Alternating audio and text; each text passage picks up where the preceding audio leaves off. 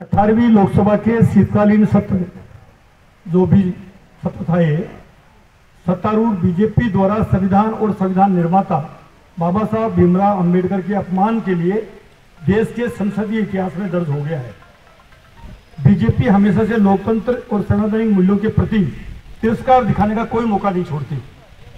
इस बार तो हद पार कर दी कि संविधान के 75 वर्ष पूरे होने पर कांग्रेस समेत इंडिया गठबंधन के दलों ने संसद में सरकार से संविधान पर चर्चा की मांग रखी। अडानी, मणिपुर, संबल जैसे मामलों पर सदन में बहस की मांग लगातार ठुकराए जाने के बाद प्रतिपक्ष की संविधान पर चर्चा की मांग मान ली गई। इस मौके पर कांग्रेस समेत सभी दलों ने सरकार को लोकतांत्रिक और संवैधानिक मूल्यों की प्रतिबद्धता याद दिलाई। समता, समानता और न्याय की डॉक्टर अंबेडकर के आदर्शों पर चलने की सलाह बीजेपी को कतई रास नहीं आई। सत्ता पक्ष ने लगातार विपक्ष को बोलने से रोकने की कोशिश की। यही नहीं, केंद्रीय गृह मंत्री अमित शाह ने डॉक्टर अंबेडकर का अपमान कर संघ और बीजेपी की मनुवादी मानसिकता उजागर कर दी। अमित शाह ने कहा कि अभी एक फैशन हो गया है, अंबेडकर अंबेडकर अंबेडकर अंबेडकर अंबेडकर अंबेडकर। इतना नाम अगर भगवान का लेते तो सातों जन्मों तक स्वर्ग मिल जाता। आरक्षण खत्म करने की साजिश के तहत बीजेपी की संविधान बदलने की कोशिश को 2024 के आम चुनाव में जनता ने नाकाम कर दिया था और बैसाखी सरकार बनाकर लोकतांत्रिक मूल्यों का पाठ पढ़ाया था।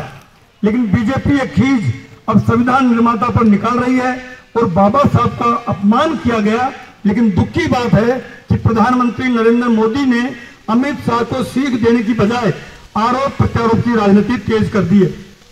कांग्रेस समेत प्रतिपक्ष ने पीएम मोदी से अमित शाह के इस्तीफे की मांग की है, लेकिन मोदी सरकार डॉक्टर अंबेडकर के अपमान को अपराध मानने को तैयार नहीं है।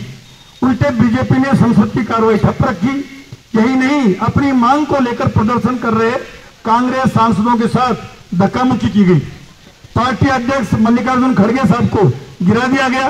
बीजेपी ने षड्यंत्र के तहत नेता प्रतिपक्ष राहुल गांधी के खिलाफ संगीन धाराओं के तहत एफआईआर दर्ज करा दी गई। बीजेपी और उसकी माता संस्था हमेशा से डॉक्टर अंबेडकर और संविधान विरोधी रही है।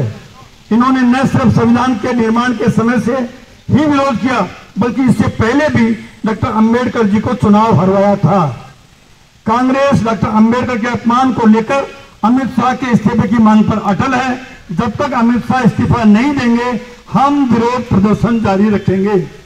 धन्यवाद।